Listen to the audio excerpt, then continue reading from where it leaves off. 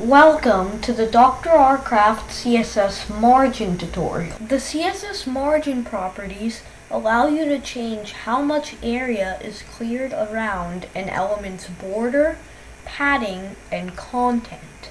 As you can see, inside of this div element is a big block of text, and it's been highlighted in yellow using the background color property to make it easier to see. So let's start by setting the margin for all sides. As mentioned before, the margin clears an area around the border, padding, and content. We can increase the margin like this. See, there's more space. Or we can completely eliminate the margin like this. Or just set it to whatever value we want. Like this.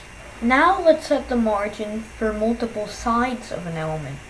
You can see the margin is set to 10 pixels, 20 pixels, 30 pixels, 40 pixels, which means the top margin is 10 pixels, the right margin is 20 pixels, the bottom margin is 30 pixels, and the left margin is 40 pixels. If it's just three values, like 10 pixels, 20 pixels, 30 pixels, then the top margin is 10 pixels, the left and right margins are 20 pixels, and the bottom margin is 30 pixels. If it's just two values like 10 pixels, 20 pixels, you can see that the top and bottom margins are 10 pixels, and the left and right margins are 20 pixels. If it's just one margin, it's 10 pixels, all four margins are 10 pixels. In this illustration of the box model, you can see that the margin is spacing outside the border.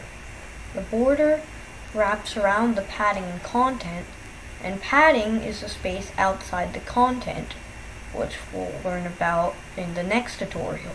And content is where text and images appear inside the element.